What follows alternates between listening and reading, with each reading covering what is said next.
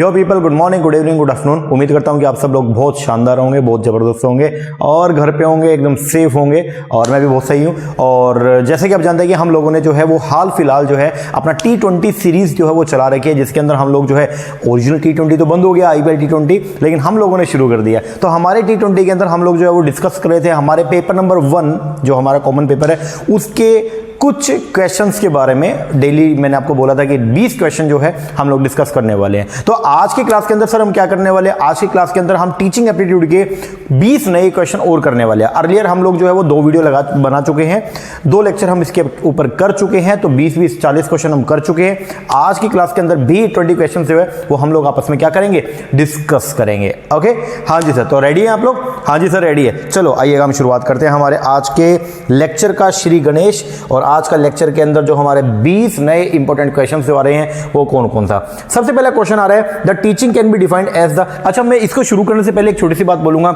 I am very very thankful and very very happy कि आप सभी बच्चे जो है वो बहुत ज्यादा कोऑपरेट कर रहे हैं, और बहुत ही कोऑपरेट के साथ में मतलब बहुत ज्यादा आप इंडल्ज भी हैं। हाल फिलहाल जो है मैं देखता हूं कि बहुत सारे बच्चों के कमेंट आते हैं। मैं एक क्वेश्चन दिया तो सभी बच्चों ने जो है उसके ऊपर कमेंट भी किया कि जो है इसका करेक्ट आंसर हमारे अकॉर्डिंग ये होना चाहिए, वो होना चाहिए। और टाइम टेबल के ऊपर भी बहुत सारे बच्चों का जो है वो कमेंट आया कि सर हमने बना लिया ये वो। बहुत अच्छा लगा ये सब जान के कि आप लोग जो है वो जाग चुके हैं और अपने प्रिपरेशन के ऊपर लग चुके हैं। चलो, ऑल दी वेरी बेस्ट। चलो हम शुरुआत करते हैं टॉपिक में। और पहला जो क्वेश्चन आ रहा है हमारा वो ये, the teaching can be defined as. Teaching की अगर हम बात करते हैं तो टीचिंग के बारे में हम लोग बोलते हैं टीचिंग इज ए, जनरली बोलने में आता है टीचिंग इज ए ट्राइएडिक प्रोसेस। अब कई बार ऐसे ऐसे क्वेश्चन भी आ जाएंगे। अब इसके अंदर क्या, टीचिंग जो है is defined as a bipolar. देखो, पोलर मतलब 2 पोल, ठीक है, बाइपोलर 2, ट्राइपोलर 3 पोल। अच्छा, और क्वाड्रिलेटरल के अंदर क्या हो जाएगा, 4 पोल हो जाएंगे। अब अगला क्वेश्चन ये है कि टीचिंग क्या है, क्या एक बाइपोलर है, क्या एक ट्राइपोलर है, या फिर क्वाड्रिलेटर, या सभी है। तो हम यहाँ पे ये बोलते हैं, देखो टीचिंग जो है वो all of the above. Sir इसका मतलब क्या, इसका मतलब देखो बाइपोलर की बात करेंगे तो टीचिंग के अंदर 2 आपके पहलू, एक कॉर्नर के ऊपर पोल के एक सिरे पे जो है वो आपको देखने को मिलेगा टीचर, और एक सिरे पे आपको देखने को मिलेगा प्यूपिल, बोले तो स्टूडेंट, ये भी ओके है। दूसरा, अगर बात करते हैं ट्राइपोलर का, तो मैंने आपको शुरू में ही पढ़ाया था, मैंने बोला था क्लासेस के अंदर कि टीचिंग एक ट्राइएडिक प्रोसेस है जिसके अंदर 3 पोल आपको देखने को मिलेंगे। एक होगा जी आपका टीचर, एक होगा जी आपका प्यूपिल या स्टूडेंट, प्यूपिल बोल दो या स्टूडेंट बोल दो, और एक होगा जी इसमें इंटरवेनिंग वेरिएबल भी होता है, इंटरवेनिंग वेरिएबल जिसको बोलते हैं हम लोग क्या, सिलेबस। क्या, सिलेबस, जो इन दोनों को मिलाने का क्या करता है, काम करता है। हाँ जी सर, ये आपने पढ़ाया था, ठीक है।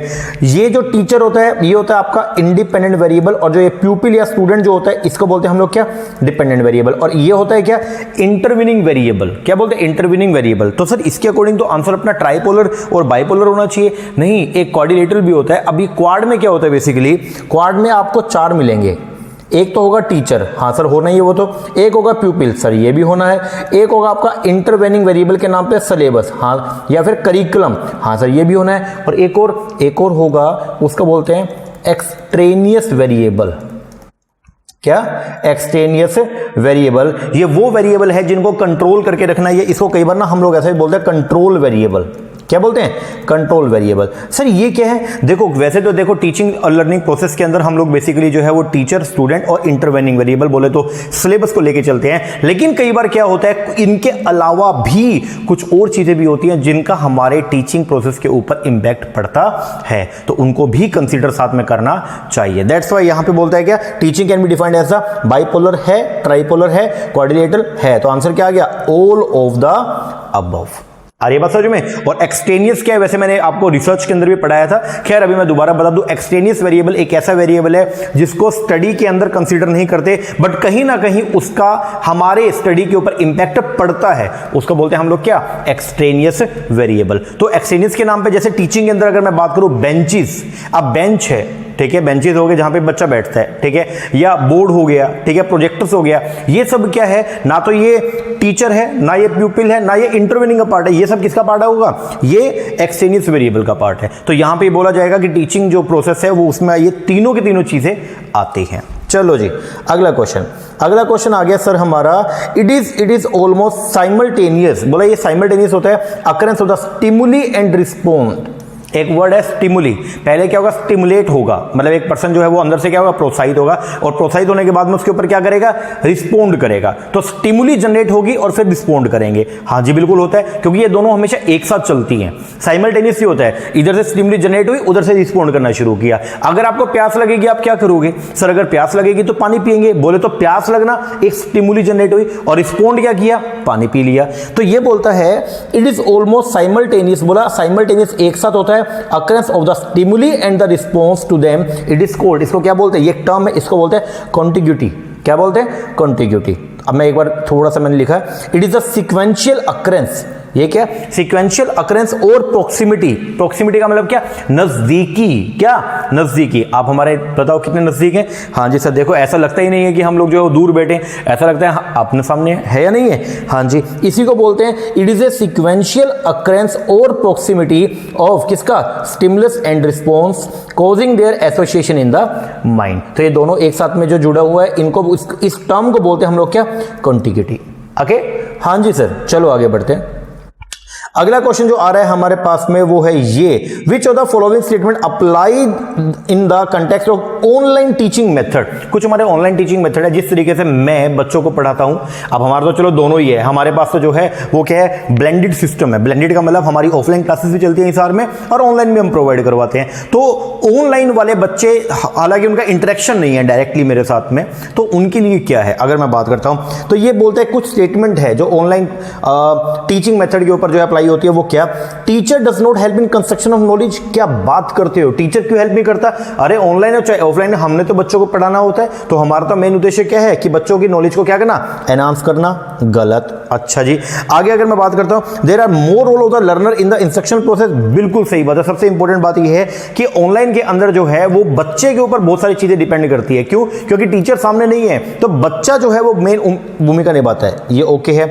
The delivery of the instruction always verbal. क्या हमेशा बोल के होता है, नहीं यार लिख के, आप खुद ही देख लो, लेक्चर के अंदर हम लिख के भी पढ़ाते हैं। हाँ जी सर, ये भी गलत है। आगे, there are more chance of the self learning and motivation. ज्यादा चांसेस होता है सेल्फ लर्निंग के। बिल्कुल सही बात है सर, ऑनलाइन के अंदर हम लोग घर पे बैठे हैं, टीचर थोड़ा सा जो है वो बूस्टअप करता है, हमारा खुद के अंदर स्टिमुली जनरेट होती है कि सर वीडियो आ गया, चलो पढ़ना शुरू करते हैं। तो ये ओके है। And it is rigid in nature. क्या बात है, तो रिजिड कहां से हो गया, ये तो फ्लेक्सिबल है, कभी भी ऑनलाइन कोचिंग को आप घर पे बैठ के आराम से लगा सकते हो। आ रही है बस समझ में। हाँ जी, तो आंसर क्या हुआ, 2 और 4, बोले तो बी।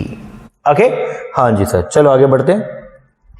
अगला क्वेश्चन है कोग्निटिव डोमेन। कोग्निटिव मतलब बोध, बोले तो इंटेलेक्चुअल। याद है क्या, हाँ जी सर, आपने कल भी बताया, परसों भी पढ़ाया था। Intellectual domain is related, cognitive intellectual domain related है किससे, to the development of the intellectual capability. हाँ जी का होता है, of the learner that function at different level, जो अलग अलग फंक्शन के ऊपर जो है वो वर्किंग करता है। हाँ जी बिल्कुल सही बात है। विच of the following level is about making use of previously, ध्यान से, विच of the following level is about making use करेंगे किसको, प्रीवियसली लर्न मटीरियल को इन ए न्यू सिचुएशन। जो चीज हमने पहले सीखी हुई थी उस चीज को नई सिचुएशन के अंदर क्या करना, लगाना। कि ये क्या है, ये क्या है, एप्लीकेशन। क्या है ये, एप्लीकेशन। तो इसका आंसर जो आएगा वो क्या है, एप्लीकेशन। जो चीज आपने पहले सीखी हुई थी उस चीज को अब क्या करना, अप्लाई करना, इज नोन एज द, क्या बोलेंगे, एप्लीकेशन। ओके हाँ जी, चलो आगे बढ़ते हैं।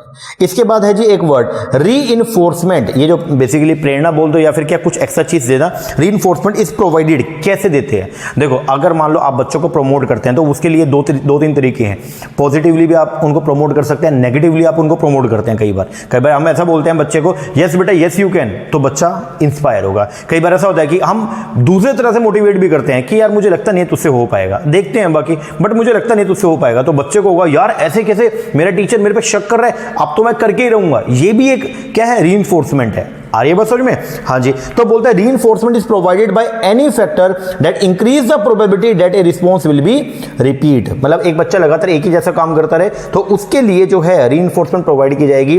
What which of the following can be the factor of reinforcement. Reinforcement किस किस तरीके से प्रोवाइड की जाती है, सिंपल सी बात है, प्रेजल करके होता है, टोकन अवॉर्ड करके होता है, सिंपली सक्सीडिंग इन टास्क। अगर आप एक ही काम को लगातार करते रहेंगे और सक्सीड होते रहेंगे उसमें, तो नेचुरल बात है आपके काम करने के अंदर जो है वो लालसा बनी रहेगी। तो आंसर क्या, ऑल ऑफ द अबव। आगे बढ़ेंगे। अगला क्वेश्चन है while comparing hearing and listening, दो वर्ड है, एक है हियरिंग और एक है क्या listening, we can say that. अब हियरिंग और लिसनिंग दो वर्ड है। हियरिंग का मतलब क्या होता है, बेसिकली ध्यान से सुनना, मतलब आप पढ़े हो, कोई चीज पीछे से बैकग्राउंड म्यूजिक चल रहा है, मान लो आप पढ़े हो और आपसे बस आपके ईयर जो कान जो है वो सुन रहे हैं बट आपका ध्यान नहीं है, इस वर्ड को बोलते हैं क्या हियरिंग। क्या बोलेंगे हियरिंग। लेकिन लिसनिंग के अंदर जो है वो क्या आता है कि आप कोई चीज अपने कानों से सुन रहे हो और आप उसको अंडरस्टैंड कर रहे हो। क्या कर रहे हो भाई, क्या कर रहे हो, अंडरस्टैंड भी कर रहे हैं, इसको बोलते हैं हम लोग क्या लिसनिंग। अब मैंने थोड़ा सा इसके बारे में बता देता हूं, मैं यहां पे आओ एक बार, वैसे मैंने क्लासेस के अंदर आपको करवाया भी था। Hearing is the act of perceiving sound. Hearing के अंदर क्या आएगा, परसीविंग साउंड, साउंड को परसीव करना, उसको महसूस करना, एंड रिसीव करना साउंड वेव्स और वाइब्रेशन थ्रू योर ईयर, अपने कानों से सुनना। और ये बेसिकली क्या होता है, फिजियोलॉजिकल होता है, ये फिजिकल इन नेचर होता है। और एक होता है कौन सा, listening. Listening is the act of hearing. Listening जो है वो एक्ट है किसका, हियरिंग का। लिसनिंग भी हियरिंग का ही पार्ट है, इसके अंदर भी सुना जाएगा बट साथ में ए साउंड एंड अंडरस्टैंडिंग। सबसे मेन बात क्या, अंडरस्टैंडिंग व्हाट यू हियर, और ये साइकोलॉजिकल फिनोमेना है। ओके हाँ जी, तो देखो ये क्या बोलते हैं, वाइल कंपेयरिंग, जब हम कंपेयर करते हैं हियरिंग एंड लिसनिंग को, we can say that hearing is a physical process, बिल्कुल है, and listening is a psychological, बिल्कुल सही बात है जी। हियरिंग जो है वो क्या है, फिजिकल प्रोसेस है, जबकि लिसनिंग जो है वो क्या है, एक साइकोलॉजिकल। एक छोटा सी चीज का रट्टा मार के जाना, हियरिंग के अंदर जो है बस आप क्या कर रहे हो, आप पढ़े हो। जैसे साइकिल वाले की दुकान पे जब आप जाते हैं तो कुछ टायर पंचर वाले पड़े होते हैं, लटके होते हैं, वो होते हैं क्या, हियरिंग, वो पढ़े हैं, बस पढ़े हैं, पढ़े हैं, ठीक है। लेकिन एक वर्ड आएगा क्या, लिसनिंग। लिसनिंग का मतलब क्या कि जब अब उसमें जब उन टायरों में हवा भरते तो एकदम एक्टिव हो जाते हैं बिल्कुल ही, तो उसका मतलब क्या हो गया कि चीज को सिर्फ सुनना हियरिंग, लेकिन सुन के उसको क्या करना, अंडरस्टैंड भी करना, तो उसको बोलते हैं हम लोग क्या, लिसनिंग। चलो जी आगे बढ़ते हैं। और हियरिंग फिजिकल प्रोसेस है और लिसनिंग साइकोलॉजिकल प्रोसेस है, ध्यान रखना। ओके आगे, asking question to the clarify information. कई बार हम लोग क्या करते हैं कि अपनी इन्फॉर्मेशन को क्लैरिफाई करने के लिए बेसिकली हम क्वेश्चन को पुटअप करते हैं, मतलब हमारे डाउट्स को क्लियर करने के लिए हम लोग क्या करते हैं, क्वेश्चन को पुटअप करते हैं। तो बोलते हैं asking question to clarify the information, paraphrasing the messages, and paraphrasing मतलब अपनी लैंग्वेज के अंदर मैसेज को दोबारा से क्या करना, ट्रांसमिट करना, एंड आइडेंटिफाइंग करना कंफ्यूजिंग एरिया, और बेसिकली ये सब क्या है, ये बैरियर है। क्या बात करते हो, लिसनिंग फॉर फन नहीं, it's a technique for checking your understanding of A message. ये एक टेक्निक है जिसके अंदर हम लोग जो है वो ये देखते हैं कि क्या हमें मैसेज समझ में भी आया या नहीं आया। इस चीज को बोलते हैं हम लोग क्या होता है, ये जनरली पैराफ्रेजिंग या अपनी इंफॉर्मेशन को क्लियर करना, या फिर क्या आइडेंटिफाई करना कंफ्यूजिंग एरिया को। ओके तो आंसर क्या आएगा, C, technique for checking your understanding of a messages. लो जी 7th हो गया। अगला क्वेश्चन 8th क्वेश्चन क्या बोलते हैं, अरेंज। आपको क्या करना है, यहाँ पे अरेंज करना है फॉलोइंग टीचिंग प्रोसेस को इन ऑर्डर ऑफ। आपको इसको जो है वो बेसिकली क्या करना है जी, अरेंज करना है। चलो अरेंज करते हैं। सबसे पहला जब टीचिंग प्रोसेस होता है तो सबसे पहले जो है वो हम लोग जो है वो बेसिकली क्या करते हैं सर, सबसे पहले हम लोग फॉर्मुलेट करते हैं हमारे टीचिंग ऑब्जेक्टिव को, पहला नंबर। और ऑब्जेक्टिव को फॉर्मुलेट करने के बाद में हम लोग जो है अब क्या करते हैं सर, हम रिलेट करते हैं। जब भी हम पढ़ाने जाएंगे ना तो हम बच्चों से पहले उन्होंने पहले क्या सुना वो उस चीज के बारे में उसको पूछते हैं, रिलेट करते हैं। तो relating the present knowledge with previous knowledge, number 2। Okay जी, फिर हम क्या करेंगे, फिर हम अपना जो कॉन्सेप्ट है, हमारा जो मटीरियल है बेसिकली उसको प्रेजेंट कर देंगे बच्चों के सामने। देखो जब भी आप पढ़ाने जाओगे तो सबसे पहले आप अपने माइंड में कुछ ऑब्जेक्टिव सेट करके जाओगे, हाँ जी जाएंगे। फिर क्या करोगे, फिर वहां पे जाके क्या मतलब उल्टी कर दोगे सीधा? अरे नहीं सर, उल्टी करने से पहले बच्चों से पूछेंगे कि बेटा तुझे इस नॉलेज, इस कॉन्सेप्ट के बारे में नॉलेज है तो बता दे भाई, तू बता दे। फिर अगर तेरे को नहीं है फिर मैं उल्टी करूं आराम से, इसका मतलब फिर मैं मेरे कॉन्सेप्ट को तुम्हारे सामने क्या करूं, पेश करूं। ओके तो फिर हम क्या करेंगे, प्रेजेंटेशन करेंगे। और प्रेजेंटेशन करने के बाद में अब क्या करेंगे, इवैल्यूएट करेंगे खुद, एंड लास्ट में क्या करेंगे, री टीचिंग करेंगे। तो इसको अरेंज करते हैं तो आंसर आएगा क्या, डी। तो टीचिंग प्रोसेस के अंदर ऐसा सब काम हम लोग करते हैं। चलो जी आगे बढ़ते हैं।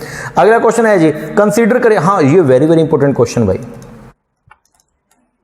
Very very important question. मेरे पास में स्पेशल मैसेज भी है अंशिता गर्ग का, और वो बोलेगी सर इस क्वेश्चन में थोड़ा सा डाउट है। हाँ लास्ट क्लास के अंदर, आई थिंक लास्ट क्लास के अंदर हमारे साथ इसमें थोड़ा सा जो है वो छल हो गया था, छल कपट हो गया। एक्चुअली क्या ये क्वेश्चन जो है हम लोग इसको दूसरे तरीके से इंटरप्रेट करके, बट क्वेश्चन कुछ और तरीके का है। चलो कोई बात नहीं, उसको हम सही करते हैं। देखो ये क्वेश्चन बेसिकली क्या है, ये बोलते हैं एक वर्ड है करिकुलम और एक होता है सिलेबस। देखो मैंने आपको पहले भी बता रखा है, सिलेबस एक छोटा टर्म है और करिकुलम एक वाइड टर्म है। सिलेबस जनरली रिलेट होता है किससे, सब्जेक्ट से। सिलेबस रिलेटेड है किससे? सब्जेक्ट से। और जो करिकुलम है वो रिलेटेड है किससे? पूरे सिलेबस से। ये थोड़ा सा ध्यान रखना, पूरे कोर्स से रिलेट होते हैं। तो सिलेबस जो है वो एक्चुअल में पार्ट होता है किसका? करिकुलम का। मैं एक बार थोड़ा सा आपको पहले पढ़ा दूं, ये देखो, ये है जी हमारा difference between the syllabus and the curriculum. थोड़ा सा ध्यान दीजिएगा। सिलेबस के अंदर क्या है? Syllabus is a document that contain all the portion of the concept covered in a subject. इसमें जनरली फोकस किया गया किसको? सब्जेक्ट को, ना कि कोर्स को। और सारे सब्जेक्ट को मिलाकर के क्या बनता है? कोर्स बनता है। और जबकि अगर मैं करिकुलम की बात करूंगा, curriculum is the overall content which is taught in A educational system और ए कोर्स। ओके, सिलेबस जो है वो क्या है? It is set of subject है। और अगर मैं बात करूं curriculum, it is set of courses है। चलो, और सिलेबस का जो स्कोप है वो क्या? नैरो। और जबकि करिकुलम का स्कोप जो है वो क्या है? वाइडर है। एक्चुअल के अंदर सिलेबस जो है वो पार्ट है किसका? करिकुलम का। ओके, हाँ जी। अब ये क्वेश्चन आया, क्वेश्चन क्या बोलता है देखो, पहले क्वेश्चन समझेंगे। द करिकुलम कवर्स, जो करिकुलम जो है वो कवर करता है, किस चीज को कवर करता है? द होल स्पेक्ट्रम, पूरे दायरे को of the teaching learning activity in A school. बिल्कुल सही बात है, क्योंकि करिकुलम के अंदर ही सब कुछ लिखा जाएगा। करिकुलम हर एक चीज को जो है वो क्या करता है? कवर करता है कि सिलेबस क्या रहेगा, जो आपको पढ़ना पढ़ना है वो क्या रहेगा, और उसके साथ में जो है अदर एक्टिविटीज जो है वो क्या रहेंगी, वो सब पार्ट होता है किसका? करिकुलम का। बिल्कुल ठीक बात है। दूसरा, द सिलेबस इज नोट, अब सिलेबस की बात कर रहे हैं। The syllabus is not restricted to examinable portion of the curriculum. क्या बात करते हो? करिकुलम का जो ये पोर्शन है एग्जामिनेबल, सिलेबस उसी का तो पार्ट है, क्योंकि सिलेबस जुड़ा हुआ है किससे? सब्जेक्ट से। तो ये सिचुएशन ये जो है वो क्या है? गलत। तो आंसर जो है इसका क्या? Only one. मैं दोबारा आपको बोलता हूं, दो अलग अलग चीज है, एक है करिकुलम, एक है syllabus. Curriculum is a wider concept than syllabus. In actuality syllabus is a part of the curriculum. ये बात को ध्यान रखना आप ओनली। ओके, हाँ जी सर। चलो जी आगे बढ़ते हैं। अगला क्वेश्चन आया जी हमारा, विच theory of the learning has found that knowledge of internal, ध्यान से सुनना, नॉलेज किसकी? नॉलेज इंटरनल प्रोसेस की is crucial for the understanding of the learning. Internal process की नॉलेज होना, उसको बोलते हैं हम लोग क्या? Cognitive theory. क्या बोलेंगे? कॉग्निटिव। ये तो चलो हमने बहुत बार पहले भी किया भी हुआ है। ओके, चलो आगे बढ़ते हैं। बोलता है in many cases slow learning, एक होता है स्लो लर्नर। स्लो लर्नर ऐसे कुछ बच्चे होते हैं जिनको चीजें थोड़ी लेट समझ में आती है। मतलब उनको जो है वो, मतलब आप एक दो बार समझाओ उनको सही नहीं समझ में आएगा, तीन चार बार उनको बताना पड़ेगा। या तो ये कह सकते हो कि उनका कंसंट्रेशन नहीं है, मान लीजिए, ठीक है, या उनका इंटरेस्ट नहीं है, कुछ भी कह सकते हैं। तो उनको जनरली बोलते हैं आप लोग क्या? Slow learner. अब बोलता है in many cases slow learning is course. स्लो लर्निंग के पीछे बता रखा है factor other than low intellectual ability, which of the following is not a characteristic of a slow learner. इनमें से कौन सा स्लो लर्नर का कैरेक्टरिस्टिक नहीं है? अच्छा, मैं सेकंड से शुरू करूंगा। शॉर्ट स्पैन ऑफ अटेंशन, हाँ जी बिल्कुल सही बात है, अटेंशन बहुत कम रहती है। लिमिटेड रेंज ऑफ इंटरेस्ट, हाँ जी बिल्कुल सही बात है, इंटरेस्ट नहीं होता। एंड लिमिटेड वोकैबुलरी, हाँ जी बिल्कुल। तो बचा क्या? Abstract thinking. स्लो लर्नर की कभी भी एब्स्ट्रैक्ट थिंकिंग नहीं होती है, क्योंकि यार उसको जो चीजें, नॉर्मल चीजें समझ में नहीं आ रही है, तो क्या वो कुछ ऐसी चीजों के बारे में सोच पाएगा जो एक्चुअल में एग्जिस्ट नहीं करती? क्या वो कॉन्सेप्चुअल, क्या वो कॉन्सेप्ट्स को बिल्डअप अपने अकॉर्डिंग, कॉन्सेप्ट को अपने अकॉर्डिंग बिल्डअप कर पाएगा? नहीं सर। तो ये जो है वो स्लो लर्नर की जो है वो विशेषता नहीं है। तो आंसर क्या आएगा? ए। चलो जी आगे। 12th आया। 12th क्या बोलता है? बोलता है the teacher present subject matter. Teacher ने प्रेजेंट किया किसको? सब्जेक्ट मैटर को। एंड डायरेक्ट किया स्टूडेंट थ्रू ए लेसन, और लेसन के थ्रू उसको क्या कर दिया? डायरेक्ट किया। ये किसका पार्ट है? अरे सर ये कल ही तो आपने डिस्कस किया। एक्सपोजिटरी तरह का जो टीचिंग मेथड है उसके अंदर टीचर जो है वो स्टेप बाय स्टेप चीजों को क्या करेगा? समझाएगा। A rule is presented with an example and then practice is provided. This is termed as the expository teaching. क्या बोलेंगे इसको? Expository teaching. चलो जी आगे बढ़ते हैं। अगला क्वेश्चन है जी हमारा, द स्टूडेंट और द इंडिविजुअल में develop the belief about their own ability to cope effectively in a variety of a situation. Question को दोबारा रिपीट करता हूं। बोलते हैं द स्टूडेंट और इंडिविजुअल में डेवलप बिलीफ डेवलप किया खुद का, चाहे वो पॉजिटिव था चाहे नेगेटिव था, मतलब अपना एक उन्होंने बिलीफ सिस्टम को क्या कर लिया? डेवलप कर लिया अबाउट देयर ओन एबिलिटी, खुद के बेस पर। इसका क्या मतलब है? इसको बोलते हैं हम लोग सेल्फ एफिकेसी। सेल्फ एफिकेसी एक कॉन्सेप्ट है जिसके अंदर एक पर्सन खुद के बिलीफ को अपने अकॉर्डिंग फॉर्मेट करता है। मैं एक बार पढ़ा दूं इसको। ये होता है। It is perceived self efficacy refer to the people believe about their capability, खुद की कैपेबिलिटी के बेस पर to exercise control over their own activity. इसको बोलते हैं हम लोग क्या क्या बोलते हैं, सेल्फ एफिकेसी। क्या बोलेंगे, सेल्फ एफिकेसी। तो सेल्फ एफिकेसी जो है वो बेसिकली क्या है, एक सिस्टम होता है जिसके अंदर एक पर्सन जो है वो अपने कॉन्सेप्ट्स को, अपने बिलीफ सिस्टम को खुद बिल्डअप करता है, किसके बेस पर, अपनी ओन कैपेबिलिटीज के बेस पर। ओके हाँ जी सर, चलो आगे बढ़ते हैं। अगला, which of the following teacher can be identified with the authoritarian. Authority कौन है जो अथॉरिटेरियन टीचिंग स्टाइल को फॉलो करता है? बोले तो बिल्कुल भी डेमोक्रेसी है ही नहीं, अथॉरिटी जमाएगा, अपनी अपनी बात करेगा, तो उसको बोलते हैं क्या, डायरेक्ट इंस्ट्रक्शन टीचर, जो सिर्फ क्या करेगा, इंस्ट्रक्शन प्रोवाइड करेगा, ऐसा करो और सभी बच्चों को ऐसा करना पड़ेगा। बोले तो क्या कि यहां पे वो टीचर की ही अथॉरिटी चलती है। चलो जी आगे, what is more desirable in a classroom. मतलब क्लासरूम के अंदर जो है वो क्या चीज ऐसी है जो ज्यादा डिजायरेबल है, जो आप चाहते हैं कि क्लासरूम के अंदर ये चीज होनी चाहिए। तो पहला, teacher delivering a lecture on the base of the text and is own research. दूसरा, teacher delivering a lecture on the base of the course content and standard book. नहीं, क्या हमेशा बुक्स के अकॉर्डिंग पढ़ाना चाहिए या खुद की चीजों को भी ध्यान, मतलब खुद के जो कॉन्सेप्ट्स हैं उनको भी लेके आना चाहिए? सर खुद के कॉन्सेप्ट्स को भी लेके आना चाहिए, सिर्फ किताबों को पढ़ा के कुछ भी नहीं होने वाला। अच्छा ये तो गलत हो गया। A teacher answering question raised by the student, सिर्फ इस तरीके से पढ़ाना चाहिए? नहीं।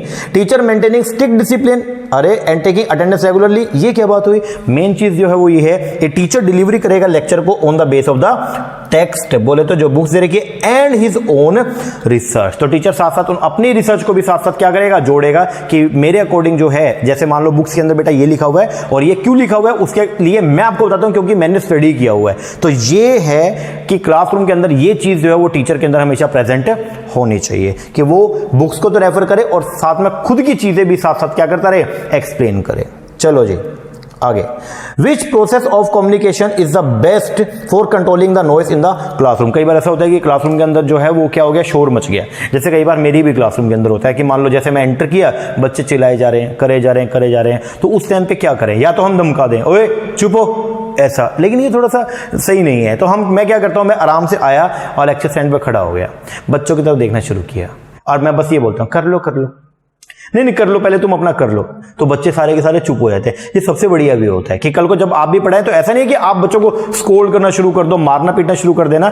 सबसे बढ़िया क्या, उनकी तरफ देखो और चुप रहो, एकदम मौन। बच्चे अपना भी समझ जाएंगे कि भाई टीचर अब कुछ करने वाला है, ठीक है ना। तो क्या, रिमेनिंग काम, एकदम शांत रहें and just looking at the student. चलो जी आगे, next question, as a teacher what will you do if a student do not attend your class. अगर मान लो बच्चे तुम्हारी क्लासेस के अंदर नहीं आ रहे हैं, आपकी क्लास अटेंड ही नहीं कर रही है, तो फिर आप क्या करेंगे, क्या करोगे भाई? स्टूडेंट को ब्लेम करोगे? नहीं, क्या पता तुम्हारे अंदर कमी हो। आगे, ponder over and present attitude of the student in a calm manner. नहीं। Think about using some interesting technique of the teaching. नहीं।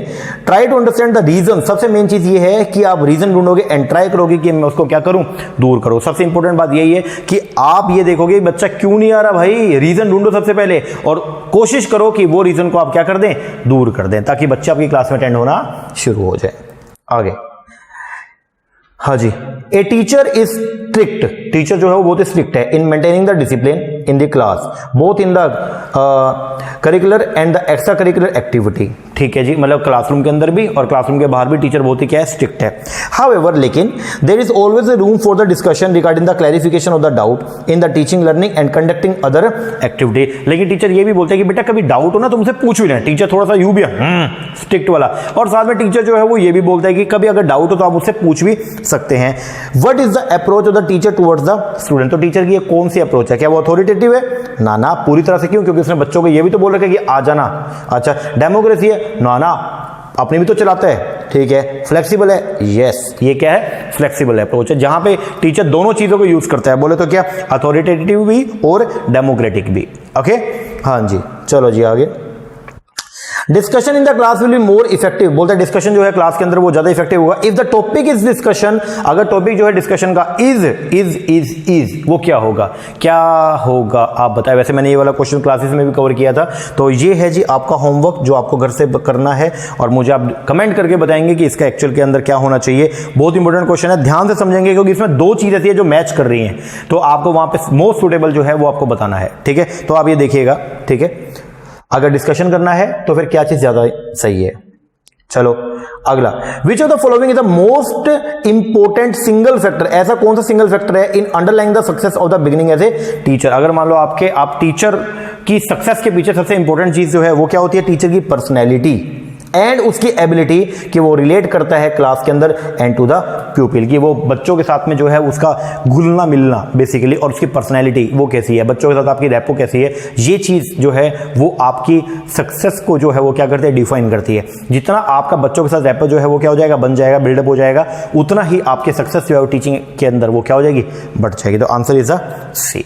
ओके, हाँ जी सर, लो जी, ये हो गए जी हमारे 20 क्वेश्चंस, 19 डिस्कस हो गए हैं। क्वेश्चन नंबर 19 जो है वो है आपका होमवर्क, आप उसको करेंगे। सर कल के वाले क्वेश्चन के बारे में तो बताओ। ये था जी हमारा कल का क्वेश्चन, जिसके अंदर हम लोगों ने जो है वो बात की थी आइडियल सिचुएशन क्लासरूम के अंदर क्या होनी चाहिए, एक क्लासरूम के अंदर आइडियल सिचुएशन क्या होनी चाहिए।